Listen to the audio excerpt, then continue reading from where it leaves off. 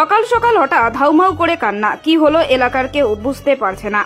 বাড়িতে যেতেই যা দেখলেন সত্যি হতবাক সকলে। ঘটনাটি শীতলকুচির ভাওয়ের থানা এলাকার। জানা যায় ভাওয়ের থানা এলাকার স্বপ্না বর্মনের শ্বশুরমশাই রাজকান্ত বর্মন। প্রতিদিনের মতো গতকালও সকলে মিলে খাওয়া দাওয়া শেষ করে নিজের শোয়ার ঘরে শুয়ে পড়েন রাজকান্ত। আজ সকাল হতেই পরিবারের হাউমাউ কান্না। সেই কান্না শুনে পাড়া প্রতিবেশীরা ছুটে আসতেই যা দেখলেন তা কল্পনাও করা যায় না। স্থানীয় মানুষজন এসে দেখেন ঝুলন্ত অবস্থায় বছর 85 রাজকান্ত বর্মন। তা দেখেই আঁতকে ওঠেন সকলে। জানা যায় দীর্ঘদিন ধরে কঠিন রোগে ভুগছিলেন ওই বৃদ্ধ। সেই কঠিন রোগ কাটিয়ে উঠতে না পারায় চরম সিদ্ধান্ত নিলেন ওই বৃদ্ধ। এই ঘটনায় এলাকায় শোকের ছায়া নেমেছে। জানা যায় মৃত ব্যক্তির নাম রাজকান্ত বর্মন। গতকাল পরিবারের সকলে খাওয়া দাওয়া সেরে ঘুমিয়ে পড়ে। আজ সকালবেলা ওই ব্যক্তিকে ডাকাডাকি শুরু করলে কোনো সাড়া শব্দ না পাওয়ায় আতঙ্কিত হয়ে পড়ে পরিবার। পরবর্তীতে কোনো ক্রমে দরজা খুলতেই দেখতে পারেন এ ধরনের ঘটনা। খবর জানাজানি হতেই লোকজনের ভিড় বাড়তে শুরু করে। খবর পেয়ে ঘটনাস্থলে পৌঁছায় শীতলকুচি থানার পুলিশ। পুলিশ মৃতদেহটিকে উদ্ধার করে থানায় নিয়ে এসেছে।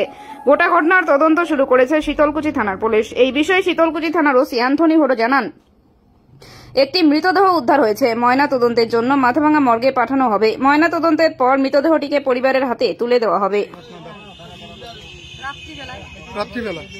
রাত্রিবেলা কি খাওয়া দাওয়া করে ঘুমাইছিল? কয়টা নাগাদ এই ঘটনাটা?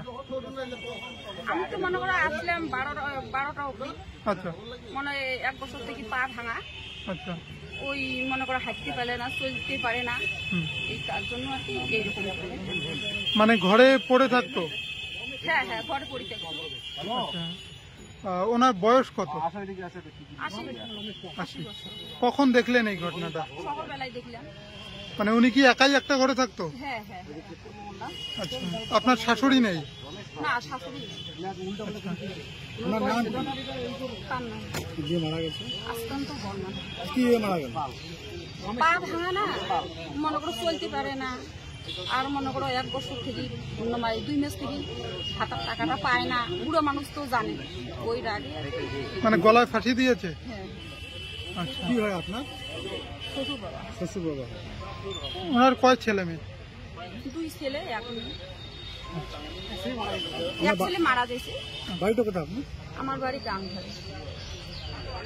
আপনার নাম? স্বপ্না বর্মন।